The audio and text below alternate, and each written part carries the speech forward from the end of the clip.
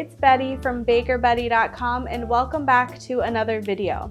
Now today I have a new recipe tutorial for you and I'm going to be walking you through step by step how to make homemade marshmallows. Now if you've never made homemade marshmallows before, I really encourage you to give this a try because it's actually a very simple process and homemade marshmallows are nothing like the kind you buy in the store.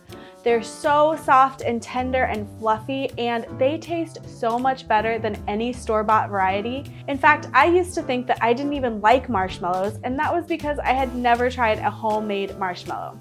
I love to put these in my hot chocolate. I love to toast them up and just eat them as a snack or on a s'more.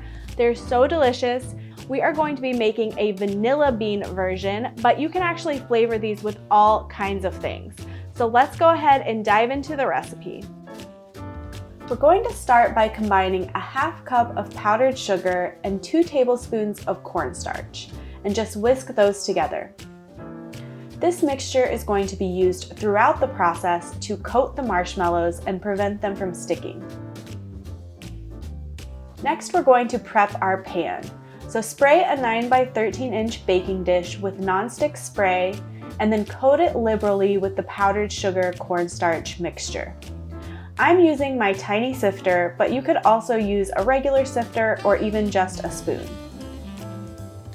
Pour a half cup of cool water into the bowl of your stand mixer and sprinkle 3 1/4 ounce packages of plain powdered gelatin over the water. You can use a fork to make sure all of the gelatin is saturated. Now we're going to let that sit while we prepare the sugar mixture, and this is called blooming your gelatin, which just ensures that it will melt evenly when the hot liquid is added. Now in a medium sauce pot, combine 2 cups of granulated sugar with a half cup of water, a 1/4 teaspoon of salt, and a 1/3 cup of light corn syrup. Now we're going to turn the heat on to medium and let this come to a boil. You don't want to turn the heat up too high or it's going to start caramelizing your sugar. Now ideally you want to put a candy thermometer in your pot because we need the temperature to come up to the softball stage, which is somewhere between 234 and 241 degrees Fahrenheit. But my candy thermometer broke while I was shooting this, so I'm going to check the temperature with my meat thermometer, which is not ideal. Sugar syrup is incredibly hot, so you don't want to get your hands this close to it while it's boiling. Be very careful. Now once the sugar has come up to temperature, turn off the heat and carefully pour it all at once into your mixing bowl where your gelatin has been blooming. Now go ahead and place it immediately in your stand mixer and fit it with your whisk attachment and turn it on to medium speed. Now I should warn you that at this point you're likely going to start smelling a faint odor coming off the mixture, and this is from the heated gelatin. It is completely normal and I promise it will subside as you continue mixing and the gelatin starts cooling down. Mix at medium speed for about 4 minutes until the mixture starts to thicken slightly. Now at this point you can add any extracts or spices that you want to flavor your marshmallows with. I am adding some vanilla bean paste into mine, and you could also add gel food coloring at this point if you do want to color your marshmallows. Now turn the mixer up to high speed and allow it to whip for another 6 to 7 minutes. The mixture will begin to thicken up significantly and it will cool down completely.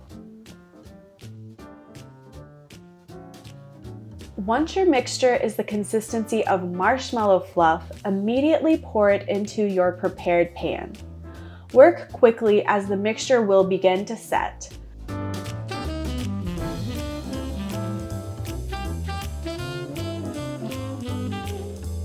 Now I like to use an oiled offset spatula to smooth the marshmallow out, but you could also use an oiled rubber spatula. This is a very sticky job, but just keep working it until it is smoothed out into a fairly even layer.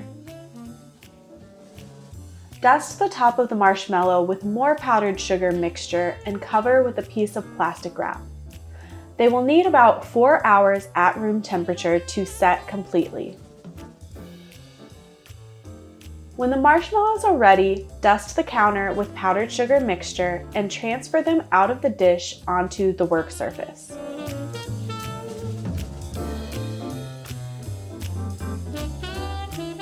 I think kitchen scissors are the best tool to cut the marshmallows, but a knife will work also.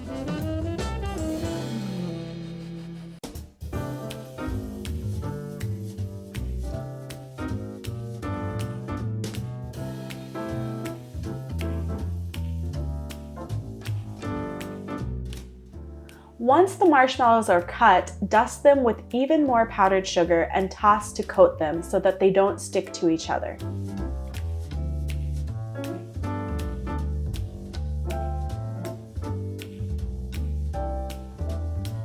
If you love toasted marshmallows, you are going to love toasting up these fluffy homemade ones.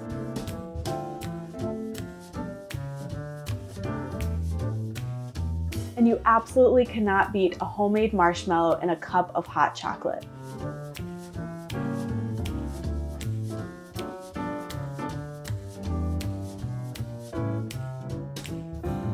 Now, I really hope you enjoyed this recipe tutorial, and if you did, go ahead and give me a thumbs up. Now, if you aren't already subscribed, hit that subscription button and ring the notification bell so you never miss my videos. And if you have any questions, please feel free to leave those down in the comment section. I am always happy to answer them. You can follow me at Baker Bettie on Instagram and on Facebook, and I will be right back here next week with another recipe tutorial. I'll see you then.